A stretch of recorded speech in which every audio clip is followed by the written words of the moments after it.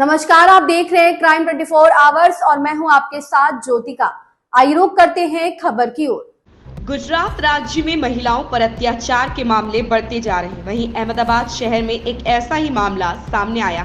अहमदाबाद शहर क्षेत्र में एक महिला को उसके ससुराल वाले प्रताड़ित कर रहे थे।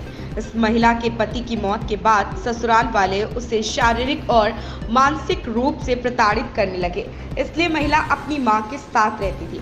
महिला ने अपनी सास डियर देरानी की प्रताड़ना से परेशान होकर जहर निकलकर आत्महत्या करने की कोशिश की।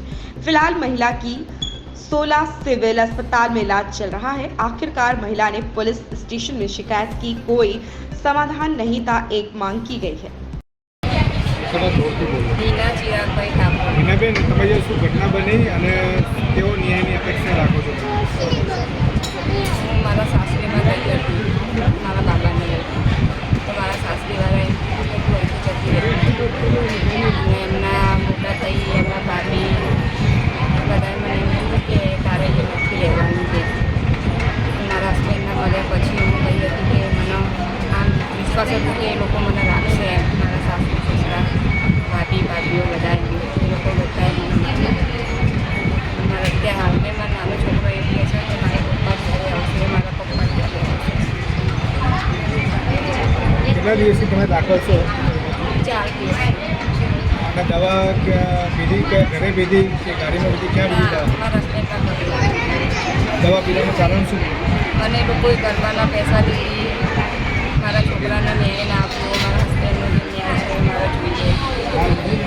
છેલ્લા કેટલા સમયથી તમને આવી રીતે હેરાનગતિ કરવામાં 10 વર્ષથી મારા હસબન્ડ ઉપર હું રહેતી હતી ફાર્મ હાઉસ ઉપર.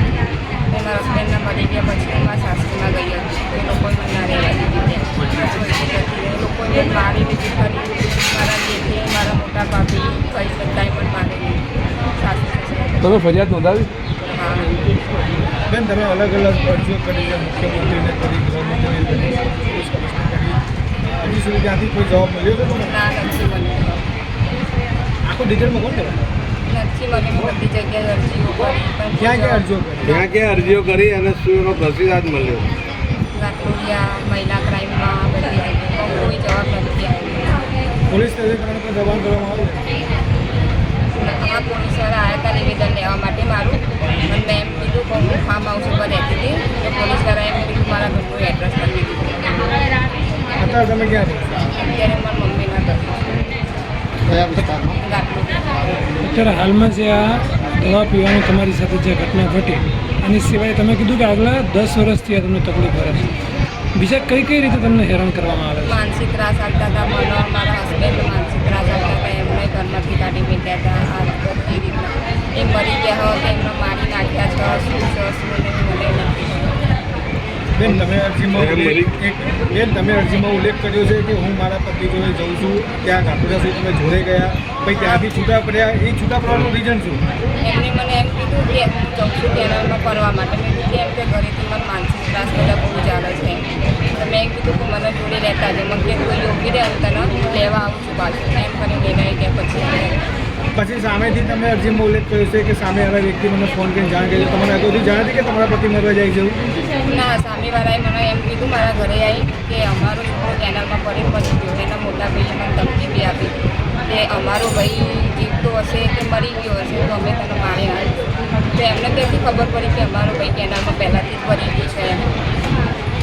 તમારા સાસરિયા પક્ષમાં કોના તરફથી તમને હેરાન કરવામાં આવતા? એમની પહેલી પત્ની હિના, એના મોટા ભાઈ, પછી એમની ભાભી, સાસુ, એમના પપ્પા, એમના બીજા એક ભાઈ છે. અત્યારે હાલમાં મને ધમકી આલે. એમના જમે પેલું કે સાહિલ મૌલિક. તમને શક છે કે તમારા હસબન્ડની હત્યા કરવામાં આવી? હા, મને શંકા થાય છે એમ. પોલીસને જાણ કરી? મેં પોલીસને બધું કીધું. મેં આ રીતના એ છે તો પોલીસવાળાનો કોઈ જવાબ નથી આપતો. તમને કેવી એવી શંકા છે કે તમારા પતિની મને એવી શંકા છે કે એમનો પૈસા આવ્યા હતા. આજે 27 તારીખે એમનો પૈસા આવ્યા. એમને ઘરે માગ્યા. માનસિક ત્રાસ બધી રીતના એમને આવતા હતા કે મારી બીજી વાઈફ જોડે રહેવું છે. મંગળવારા નહોતા. અને તમારા પતિ મરી ગયા એક દિવસે દસ્તાવેજ થઈ ગયા એ શું? ને એમનો જ્યારે જમીન વેચાય ને હીરાસર ત્યારે એમને 27 તારીખે પૈસા આવ્યા અને 30 તારીખે એમને આવવું પડ્યું. કેટલી રકમ 105 કરોડ. એમાંથી તમારે કોઈ પૈસા આપવામાં આવ્યા છે? ના, તમારી હાજરીમાં કોઈ સહી કરવામાં આવી એવું? તમારા પતિ જો કોઈ વાત થઈ હોય અગાઉ? ના. તમારા પતિ જો કોઈ વાત નહીં થઈ કે મારે આટલા પૈસા આવવાના હશે કે નહીં? મને ખાલી 27 તારીખે કીધું તે દિવસે રાત્રેમાં જોડ્યા હતા મને કે એમાં આટલા પૈસા આવ્યા છે એમ. 30 તારીખે એમને આવવું પડ્યું. સરકાર પાસે અને પોલીસ પાસે તમારી શું અપેક્ષા, શું માંગ છે? એમ કે મારા છોકરાને ન્યાય મળે, મને ન્યાય મળે, જે મારા હસબન્ડનું સહી મારા છોકરાને મળે. તમારા જે પતિ છે એના તરફથી કેટલા બાળકો છે? શું નામ છે એમનું? इस खबर में बस इतना ही। बने रहिए क्राइम 24 आवर्स के साथ।